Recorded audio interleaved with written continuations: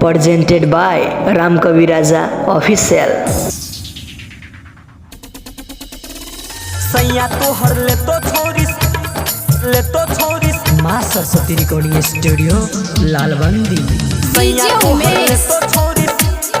ले तो छोरी सुखीपुर ले बाजार तो छोरी सब दिन गे ABCD पढ़बे न दू दिन गे ABCD पढ़बे न दू दिन गे सैया तो हर ले तो छोरी सब दिन गे सैया तो हर ले तो छोरी सब दिन गे ABCD पढ़बे न दू दिन गे ABCD पढ़बे न दू दिन गे सैया तो हर ले तो छोरी सब दिन गे सैया तो हर ले तो छोरी सब दिन गे डीजे उमेश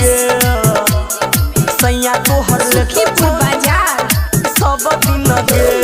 7 बजे साझे छोरी घर में घुसतो पाजा में पजिया के मजा मन भर लुटतो हे गे बुझली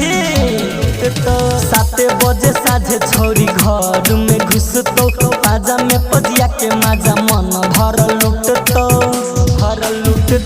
ऊपर नीचे ले तो तोरा निमन सिन गे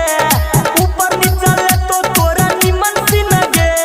सैया तो हर ले तो छोरी सब दिन गे सैया तो हर ले तो छोरी सब दिन गे डीजे उमेश सैया तो हर ले तो सुखीपुर बाजार सब दिन गे 16 के जवानी में मजा ली है ताजा यारबा के याद ये तो राम कबीर राजा गे दाल में कुछ काला बुझाई हो कबीर राजा 16 के जवानी में मजा ली है ताजा यारबा के याद ये तो राम कबीर राजा कहो तोरा में थुन राम भी न गे कहो तोरा में थुन राम भी न गे सैया तो हर ले तो छोरी सब दिन गे सैया तो हर ले तो छोरी सब दिन गे